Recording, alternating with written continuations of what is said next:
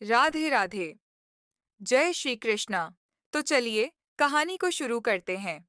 तुलसी जी का विवाह कार्तिक मास की शुक्ल पक्ष की एकादशी को कार्तिक स्नान कर तुलसी जी तथा सालिग्राम का विवाह करते हैं।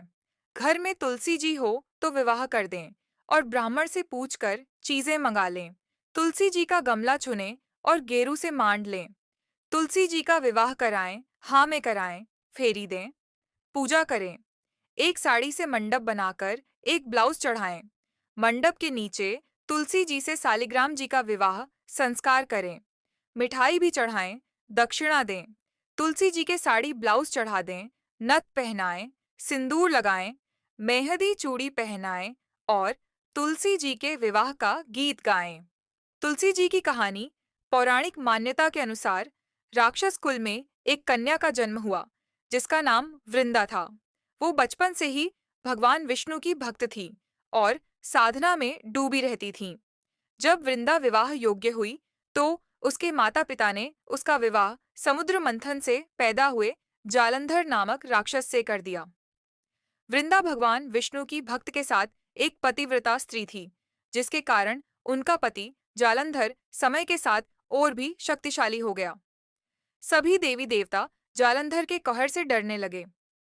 जालंधर जब भी युद्ध पर जाता, वृंदा पूजा अनुष्ठान करने बैठ जाती। वृंदा की विष्णु की भक्ति और साधना के कारण जालंधर कोई भी युद्ध में हार नहीं पाता था। एक बार जालंधर ने देवताओं पर चढ़ाई कर दी, जिसके बाद सारे देवता जालंधर को परास्त करने में असमर्थ हो रहे थे। तब हताश होकर सारे देवता भगवान विष्णु की शरण में गए और जालंधर के आतंक को खत्म करने के उपायों पर विचार करे लगे। तब भगवान विष्णु ने अपनी माया से जालंधर का रूप धारण कर लिया और छल से वृंदा के पतिव्रता धर्म को नष्ट कर दिया। इससे जालंधर की शक्ति कम होती गई और वह युद्ध में मारा गया। जब वृंदा को भगवान विष्णु के छल का पता चला तो उन्होंने भगवान विष्णु को शिला यानी पत्थर बन जाने का श्राप दिया। भगवान को पत्थर का होते देख सभी देवी देवता में हाहाकार मच गया। फिर माता लक्ष्मी ने वृंदा से प्रार्थना की। तब जाकर वृंदा ने अपना श्राप वापस ले लिया और खुद जालंधर के साथ सती हो गई। जब वह उसके साथ भस्म हो गई तो कहते हैं कि उनके शरीर की भस्म से तुलसी का पौधा बना।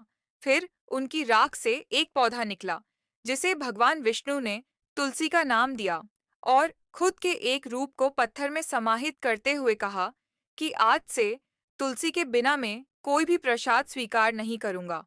इस पत्थर को शालिग्राम के नाम से तुलसी जी के साथ पूजा जाएगा। तभी से कार्तिक महीने में तुलसी जी का शालिग्राम के साथ विवाह भी किया जाता है। आइए जानते हैं तुलसी विवाह की पूजा विधि। तुलसी विवाह के दिन तुलसी के पौधे की शालिग्राम से सनातन धर्म के अनुसार विवाह करवाया जाता है। शालिग्राम को भगवान विष्णु का स्वरूप माना जाता है। तुलसी विवाह को लोग उसी प्रकार कराते हैं जैसे आम लोगों के विवाह होते हैं। इस दिन पंडित जी को घर पर बुलाकर तुलसी के पौधे पर लाल चुनरी ओढ़ाकर श्रृंगार की सभी चीजें वस्तुएं अर्पण की जाती हैं।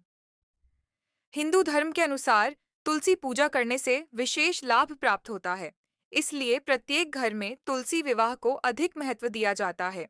तुलसी विवाह के दिन कन्यादान भी दिया जाता है, क्योंकि कन्या दान को सबसे बड़ा दान माना गया है। तुलसी विवाह के दिन सूर्योदय से पहले उठकर स्नान करें, साफ वस्त्र धारण करें और व्रत का संकल्प लें। तुलसी विवाह के दिन तुलसी को लाल रंग की चुनरी ओढ़ाए। इसके बाद तुलसी के पौधे पर श्रृंगार की वस्तुएं चढ़ाए। पत्थर रूपी शालिग्राम को तुलसी के पौधे के साथ स्थापित करें। शालिग्राम को स्थापित करने के बाद तुलसी के पौधे का विधिवत पंडित जी से विवाह करवाए।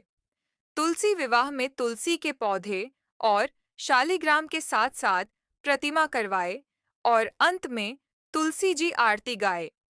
ये पूजा उन लोगों के लिए विशेष फलदायी होती है जिन लोगों के घर में बेटियां नहीं होती। धन्यवाद। अगर आपको वीडियो पसंद आई हो तो कृपया वीडियो को लाइक करें और ज़्यादा से ज़्यादा शेयर करें और ऐसी कहानियों के लिए हमारे चैनल को सब्सक्राइब करें।